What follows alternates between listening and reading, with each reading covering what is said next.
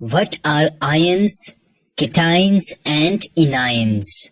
Before starting the lecture, click on the subscribe button and get access to our 100 of conceptual lectures for free. Firstly, let me teach you that why atom is a neutral particle even though it contains positive charges and negative charges. Well, consider an atom of hydrogen. If you count the number of protons in it, you will get one proton and hydrogen atom. So I write P is equal to positive 1.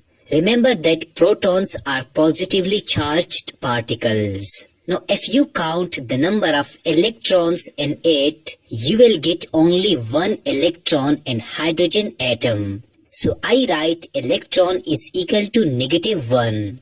Remember that electrons are negatively charged particles. Now let me do here a little maths.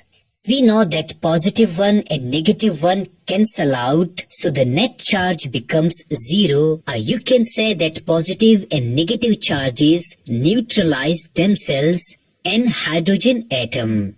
So atom is therefore a neutral particle. Now consider a carbon atom. If you count the number of protons and electrons in the carbon atom, you will get that the number of protons is equal to positive 6 and the number of electrons is equal to negative 6. Thus positive 6 and negative 6 cancel out each other. Hence carbon atom is a neutral particle. Therefore, we say that atom is electrically neutral because it has equal number of protons and electrons.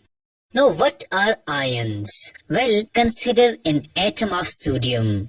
Remember that I only draw the valence shell of sodium. If you count the total number of protons and electrons in the sodium atom, you will get proton is equal to positive 11.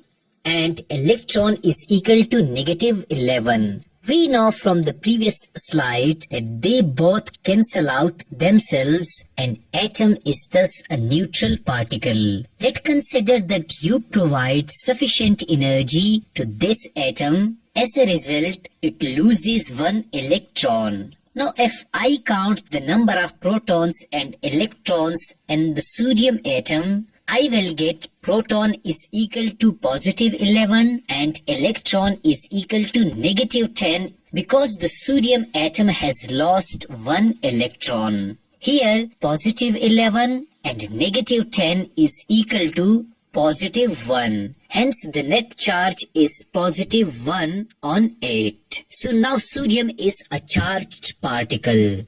Secondly, consider a fluorine atom.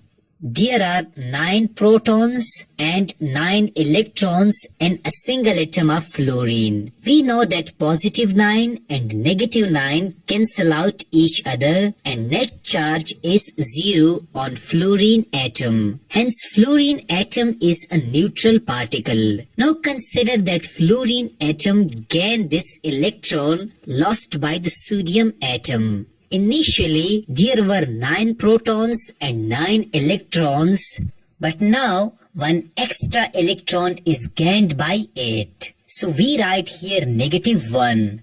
Positive 9 and negative 9 cancel out and we get negative 1. So the net charge on the fluorine atom is negative 1. It is now a charged particle. In chemistry, a charged particle either positive or negative is called an ion. Let me repeat it. In chemistry, a charged particle either positive or negative is called an ion. So when a sodium atom loses one electron and become positively charged, we call it sodium ion. When a fluorine atom gains one electron and become negatively charged, we call it fluorine ion. From this example, we also learn that ion may be positive or negative. Positive ions are called cations and negative ions are called anions. My personal mnemonic for remembering them is very simple. There are two N anions, so it is 2 times negative, while there is only one N cation, so it is less negative, means it is positive. The sodium ion is also known as a cation and fluorine ion is also known as a anion.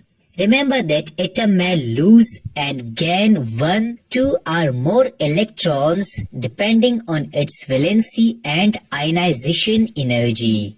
To summarize my lecture, we learn that atom is a neutral particle because it has equal number of protons and electrons.